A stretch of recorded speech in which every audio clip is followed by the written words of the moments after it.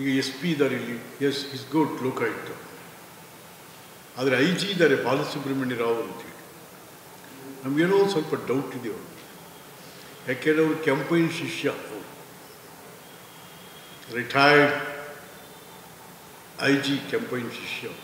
ಅವರು ಇಲ್ಲೇ ಇದ್ದರು, ಬಾಲಕೃಷ್ಣರಾವ್ ಬಾಲಸುಬ್ರಹ್ಮಣ್ಯ ರಾವ್ ಇಲ್ಲೇ ಇದ್ದರು ಮೈಸೂರು ಕಮಿಷನರ್.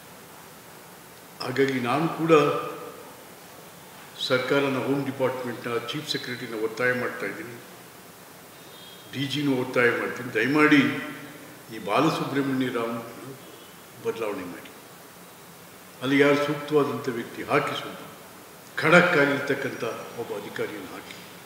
ಏಕೆಂತಂದರೆ ಇದು ಜಾಳಾಗಬಾರ್ದು, ಗಟ್ಟಿಯಾಗಬೇಕು ಯಾವ ತನಿಖೆ.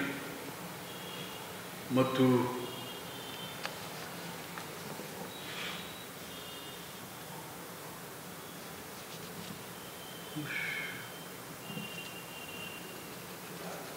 ಸಿದ್ದರಾಮಯ್ಯನವರು ತಾವು ಲಾಯರ್ ಆಗಿ ಕೆಲಸ ಮಾಡಿರೋರು,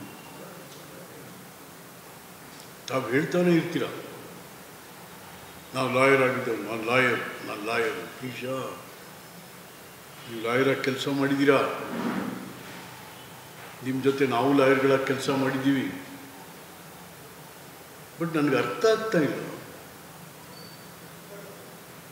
ಇವತ್ತು ಇಡೀ ರಾಜ್ಯದಲ್ಲಿ, ದೇಶದಲ್ಲಿ ದಿ ಬೆಸ್ಟ್ ಜಡ್ಜ್ ಅಂತ ಹೆಸರು ನಾಗಪ್ರಸನ್ನ, ನಮ್ಮ ಜಿಲ್ಲೆಯವರು, ಮೈಸೂರು ಜಿಲ್ಲೆಯವರು,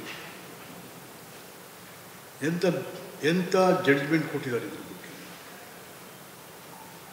ಹಾಗಾದರೆ ಅದರ ಮೇಲೆ ನಿಮಗೆ ನಂಬಿಕೆ ಇಲ್ವಾ?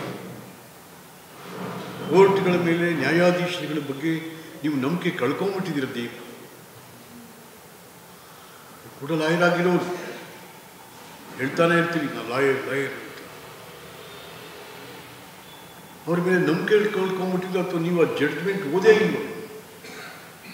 194 ಪುಟಗಳ judgment, one of the best judgment.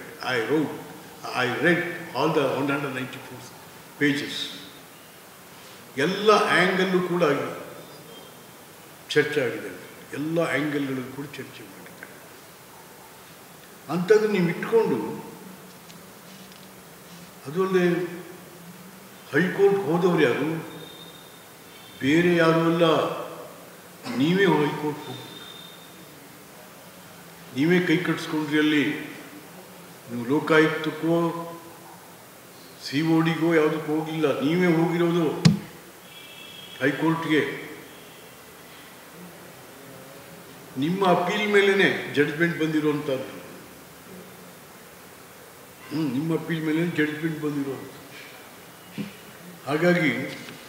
ಹಾಗಾದರೆ ಎಲ್ಲೋ ಕಳ್ಕೊಂಬಿಟ್ಟ ನೀವು ಕರ್ನಾಟಕ ರಾಜ್ಯದ ನ್ಯಾಯಾಲಯಗಳು ಮತ್ತು ನ್ಯಾಯಾಧೀಶರ ಪ್ರಾಮಾಣಿಕತೆಯ ಬಗ್ಗೆ.